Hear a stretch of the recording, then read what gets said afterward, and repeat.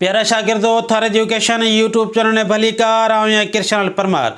अॻी video में असां शयुनि खे ॻणी अददनि खे एकनि ॾहकनि में लिखणु सिखियासीं। अॼु असां मकानी मोल जी सुञाणप कंदासीं। जीअं हीउ अदद आहे 67। हीउ गोल दायरो ॾिनो पियो। हीउ पुछे थो त 7 जो मकानी मुल छा आहे। 67 में हीउ पहिरियों अंग कहिड़े मकान जो आहे, कहिड़े घर जो आहे, कहिड़े खाने जो आहे। कंहिं बि अदद में पहिरियों खानो पहिरियों मकान एकनि जो हूंदो आहे।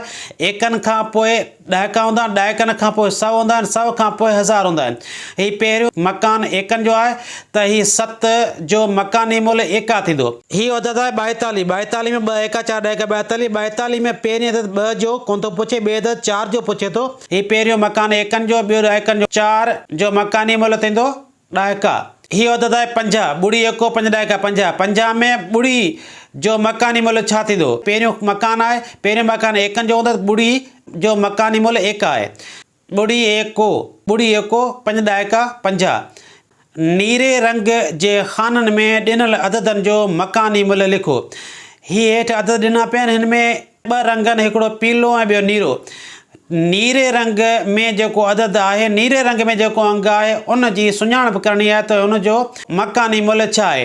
हीउ अदद आहे 1 एको 7 ॾहका 71। 71 में हीउ पहिरियों मकान एकनि जो, ॿियो मकान ॾहकनि जो, त 7 ॾहका आहिनि। 7 जो मकानी मुल ॾहका लिखंदासीं। 53 में 5 जो मकानी मुल ॾहका। 28 में 8 एका 2 ॾहका। पहिरियों मकान एकनि जो, ॿियो मकान ॾहकनि जो, 2 ॾहका आहिनि। 17 में 7 एका 1 ॾहको 17। हीउ 1 ॾहको आहे, 1 जो मकानी मुल थींदो ॾहको।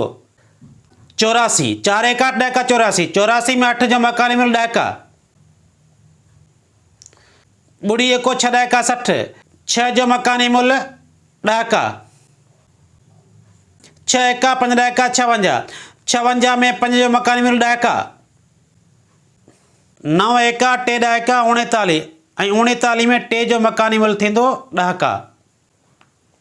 हेठि ॾिनल एका ऐं ॾहका ॻणी करे खाननि में लिखो ऐं अदद ठाहियो। जीअं ही एकनि जे मकान में 2 शयूं आहिनि ऐं ॾहकनि जे मकान में 1 शइ आहे, त ही 2 एका आहिनि, 1 ॾहको। 2 एका 1 ॾहको 12। 2 एका ऐं 1 ॾहको मिली करे 12 ठाहींदा।